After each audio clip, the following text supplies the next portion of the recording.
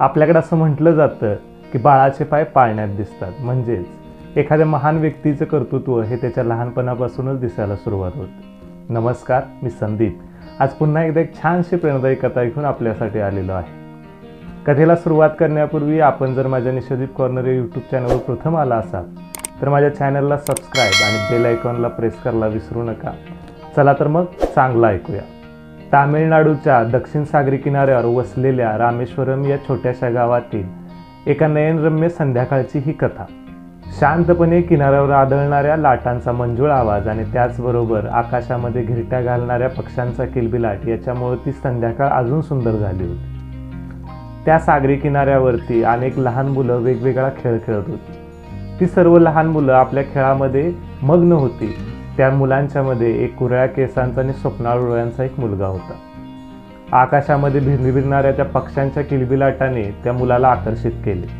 त्या मुलाचे लक्ष त्या आकाशात उडणाऱ्या पक्ष्यांच्याकडे होते। इतक्यात त्याचं लक्ष अशा एका ठिकाणी गेलं की ज्या ठिकाणी त्या पक्ष्याचं एक सुंदरसं छोटंसं पिल्लू होतं। एका नावेच्या काठावरती ते छोटंसं पिल्लू येऊन उडण्याचा प्रयत्न करत होतं। त्या छोट्या मुलानं त्या पिल्लाचं बारकाईने निरीक्षण केलं। ते छोटंसं पिल्लू चालत चालत त्या नावेच्या कोपऱ्यावरती आले। आपले दोन्ही पंख पसरून आकाशामध्ये झेप घेण्यासाठी ते तयार झालं होतं। हा छोटासा मुलगा ते सगळं अतिशय कुतूहलानं पाहत होता। काही वेळातच त्या छोट्याशा पिल्लानं आपल्या पंखाची जोरात फडफड करायला सुरुवात केली आणि ते छोटंसं पिल्लू आकाशामध्ये झेपावलं। आकाशामध्ये झेपावत असताना वाऱ्याची त्याला साथ मिळाली आणि ते पिल्लू आकाशामध्ये तरंगू लागलं। थोड्या वेळातच त्यानं आपल्या वेगावरती नियंत्रण मिळवलं आणि आकाशामध्ये ते सहज बागडू लागले।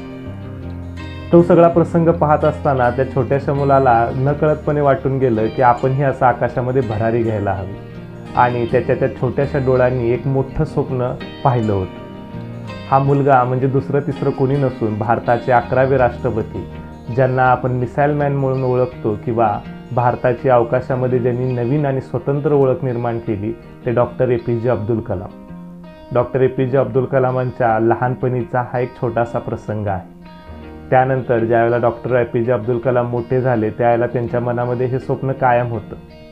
त्यांना वैमानिक व्हायचं होतं, पण परिस्थिती काहीतरी वेगळं मागत होती आणि ते वैमानिक झाले नाहीत। पण ज्या वेळेला क्षेपणास्त्र अवकाशामध्ये झेपावलं त्या पाठीमागं या छोट्याशा पक्षाची प्रेरणा निश्चितपणे होती।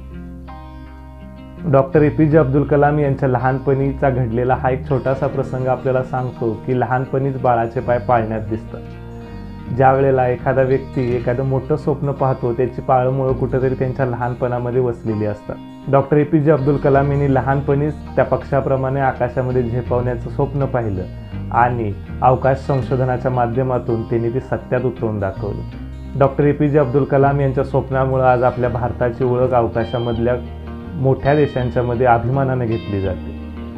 डॉक्टर APJ अब्दुल कलाम यांच्या लहानपणीचा एक छोटासा प्रसंग आपल्या आयुष्यामध्ये आपल्यालाही शिकवतो की आपणही लहान असो किंवा मोठे असो स्वप्न बघायला आपण नक्की शिकलं पाहिजे आणि फक्त स्वप्न बघून उपयोग नाही तर त्या स्वप्नांचा पाठलाग करून ते स्वप्न मिळवायलाही शिकलं पाहिजे। ही छोटीशी कथा किंवा हा प्रेरणादायी प्रसंग कसा वाटला हे मला कमेंट करून नक्की सांगा। अशाच पद्धतीच्या आणखी प्रेरणादायी कथा आणि वेगवेगळे प्रसंग ऐकण्यासाठी माझ्या निशदीप कॉर्नर या यूट्यूब चॅनलला सबस्क्राईब आणि बेल आयकॉनला प्रेस करायला विसरू नका। आपण जर हा व्हिडिओ फेसबुकवर पाहत असाल तर माझ्या पेजलाही फॉलो करायला विसरू नका। भेटूया एका नवीन व्हिडिओमध्ये एका नवीन प्रेरणादायी कथेसह। धन्यवाद।